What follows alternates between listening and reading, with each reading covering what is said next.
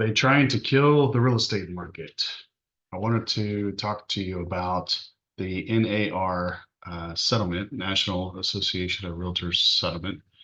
And I'm going to start off by sharing my screen. And we'll make this quick. So you can see here that NBC has their title right off the bat.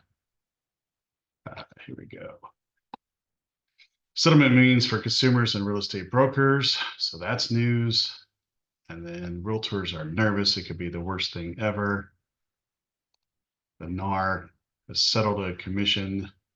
It's all over realestatenews.com.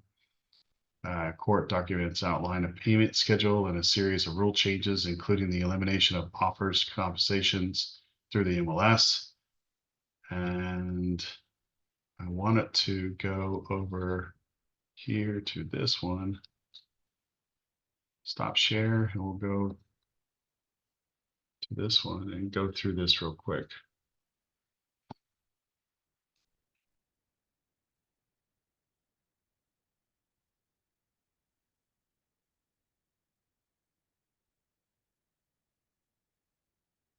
Okay, they're trying to kill the real estate market.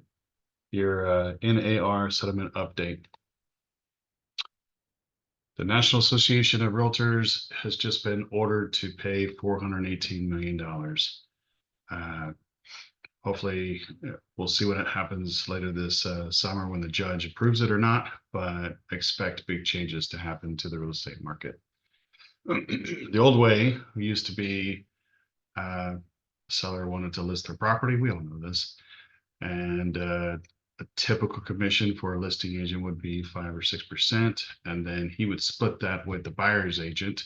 So in essence, to the buyer, they were, free with their representation because it was paid for by the seller out of their proceeds from the sale. So on a $300,000 house, you can see that the buyer's agent would make $9,000 and the listing agent would make $9,000.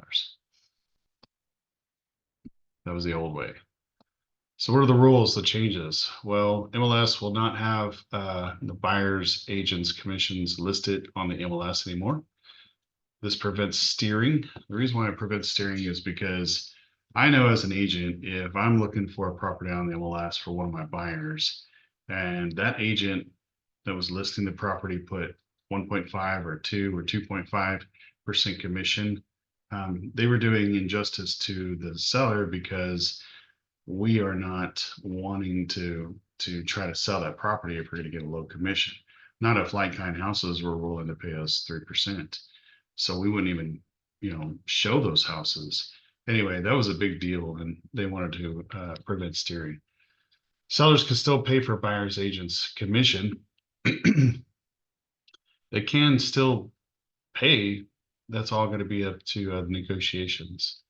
The sellers can offer concessions. So typically, whenever we have a VA or FHA offer, those concessions usually don't pay for the other agent's commissions. It's usually concessions as far as any repairs or buying down the rate or some of their closing costs, that kind of stuff. So I have a feeling that the verbiage in the contracts is going to be changing quite a bit, and in the rules for lending.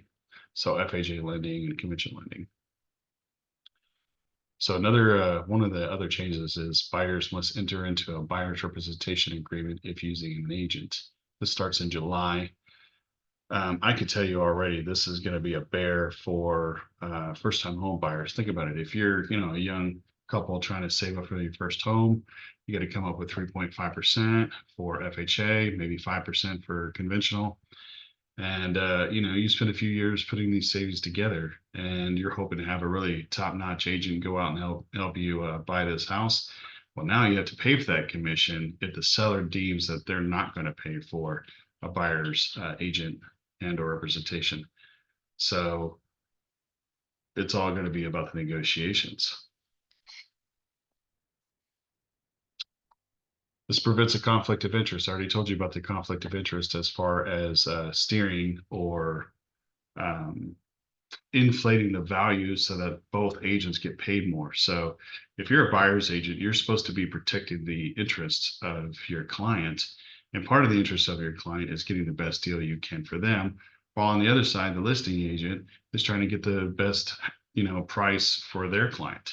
So if both agents, are raising the price, they're both, getting paid more. And I think that's at the heart of the NAR settlement.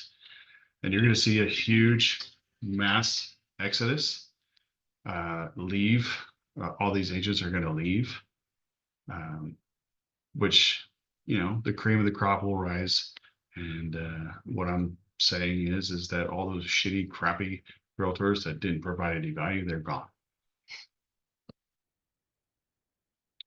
So how does this affect my clients? What have I been doing lately?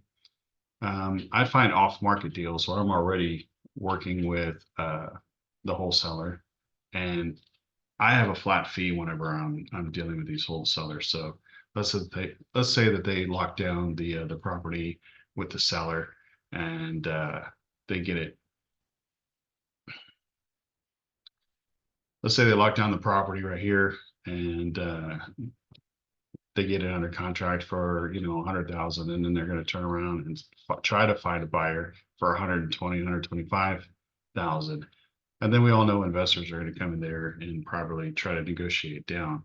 I already know most of the wholesalers in San Antonio, so I'm already lowering the price because I know what buyers are going to pay for a property.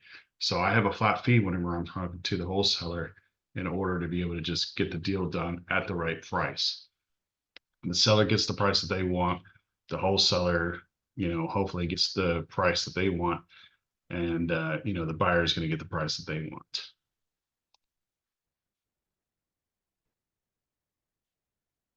I also analyze the deal. I finance the deal.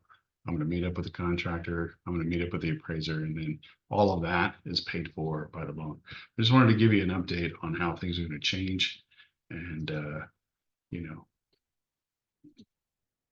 probably in the next week or so, I'll give you another update. Thanks.